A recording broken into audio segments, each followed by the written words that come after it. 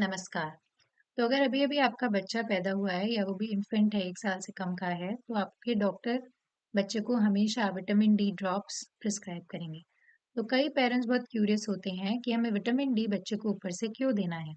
एक पेरेंट ने तो मुझसे ये सवाल भी पूछा कि पहले के ज़माने में जब सप्लीमेंट्स नहीं होते थे, तो क्या विटामिन डी दिया जाता था? माँ के दूध में ही सब कुछ होता होगा, क्यों देना है उसे विटामिन डी? तो आज हम इन्हीं सवालों का जवाब देने की कोशिश करेंगे। नमस्कार, मैं हूँ आपकी बच्चों की डॉक्टर, आपकी चाइल्ड स्पेशलिस्ट, आपकी अपनी डॉक्टर काव्या।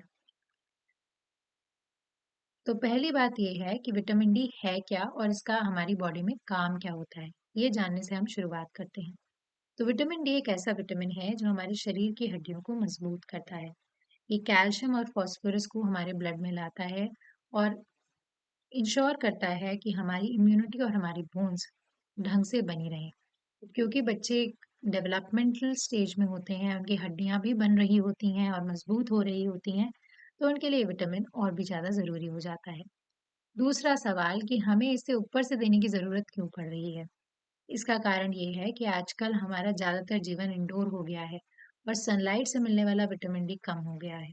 साथ ही ब्रेस्ट मिल्क यानी माँ के दूध में विटामिन डी की मात्रा बहुत कम होती है। यही कारण है कि हमें विटामिन डी का सप्लीमेंट बच्चे को 1 साल की उम्र तक देना पड़ता है। नवजात को जन्म से पहले विटामिन डी देना जन्म के जस्ट बाद देना शुरू करना होता है और आइडियल रिकमेंडेशन है 400 इंटरनेशनल यूनिट जो आमतौर पे 1 ml के बराबर बनता है जो मार्केट में सप्लीमेंट्स अवेलेबल हैं इस तरीके से। तो विटामिन डी ड्रॉप्स देने का सही तरीका क्या है? सबसे बढ़िया रहता है हम बताते हैं मदर्स को कि आप थोड़ा सा ब्रेस्ट मिल्क एक्सप्रेस करें उसमें विटामिन डी 3 मिलाएं और बच्चे को दे दें। इससे बच्चे को उसका स्वाद भी अच्छा लगता है और उससे दस्त वगैरह होने के चांस भी कम हो जाते हैं।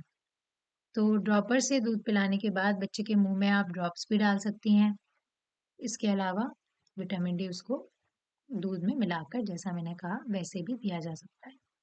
अब बहुत ज़रूरी है जानना कि विटामिन डी की हमें ओवरडोज नहीं करनी है। कई बहुत एंथुसियास्टिक पेरेंट्स होते हैं कि कोई बात नहीं हम इसे 1 ml के बजाय 3 ml विटामिन डी पिलाएंगे, बच्चे की हड्डियां और मजबूत होंगी। जी नहीं, ये एक दवाई ही है और इसकी ओवरडोज के अपने नुकसान हैं। तो डॉक्टर द्वारा बताई गई ब्रांड और डोज का ही इस्तेमाल करें। बच्चे को धूप दिखाएं, बच्चे को विटामिन डी की ओवरडोज ना करें।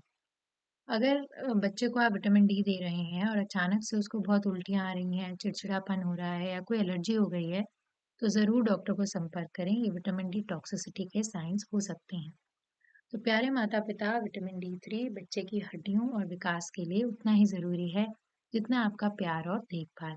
अगर आप इसे सही समय और सही मात्रा में देंगे, तो आपके बच्चे की हड्डियाँ स्वस्थ रहेंगी और वो मजबूत होगा। अगर आपको ये जानकारी अच्छी लगी, तो इस वीडियो को लाइक करें, शेयर करें और चैनल को सब्सक्राइब करें। धन्यवाद।